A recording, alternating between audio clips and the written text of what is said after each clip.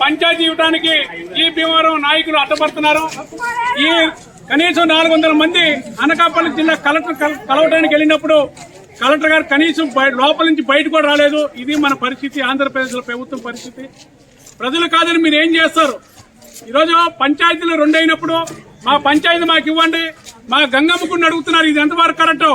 Local MP గారిని, MLA గారిని అడుగుతా ఉన్నాం. సెక్రటరీని అడిగితే నాదేం లేదని చెప్తున్నాడు. ఇది ఎంత దారుణం అంటే, ఓన్లీ ఒక అనకాపల్లి జిల్లాలో ఇట్లాగుంటే మిగిలిన జిల్లాల పరిస్థితి ఏంటి అంటే, మీకు కులాల కన్నా మతాల కన్నా దేవుడు కూడా మీకు భయం భక్తి లేదు. గుళ్ళని విడదీస్తా ఉన్నారు, తల్లిదండ్రులు విడదీస్తా ఉన్నారు, రాష్ట్రాన్ని విడదీశారు, గ్రామాలను విడదీస్తున్నారు, పంచాయతీలు విడదీస్తున్నారు. ఇంతకన్నా దౌర్భాగ్యం ఏమైనా ఉందా? మేము ఒకటే చెబుతా ఉన్నాం, యాదవ్ సంఘం తరఫున సింగవరం పంచాయతీ ఇచ్చి తీరాలా.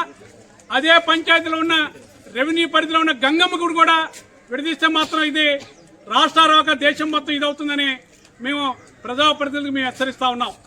సోమవారం రోజు స్పందన ఉంది.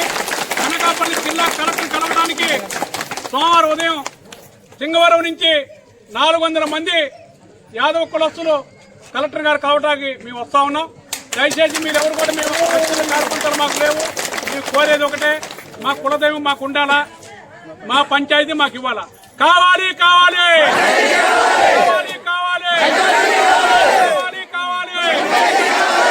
జై యాదవ్, జై యాదవ్, జై యాదవ్.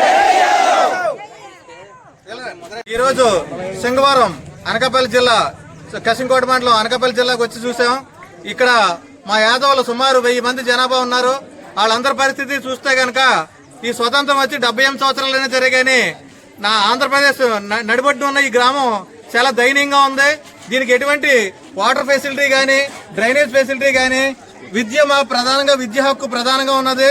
ప్రతి ఒక్కరు కూడా పిల్లలు చదువుకోవడానికి పబ్లిక్ స్కూల్ ఉండాలి. కానీ ఆ స్కూల్ ఎలా ఉందంటే పందులు పడుకోవడానికి చాలా అంత అధ్వానంగా ఉంది. ఆ స్కూల్ చేస్తే చాలా దారుణంగా ఉంది. భీమవరం పంచాయతీలో ఇది శివారుగా ఉంది కాబట్టి దీనికి ఎటువంటి అభివృద్ధి నోసుకోలేదు.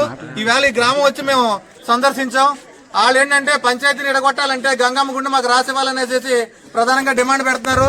ఈ ఎమ్మెల్యేకి, ఈ జిల్లా కలెక్టర్ గారికి, పంచాయతీ ఆఫీసర్ గారికి ప్రతి ఒక్కరికి కూడా నేను వినతిపత్రంగా నేను సోమవారం మేము ఇచ్చుకుంటాం.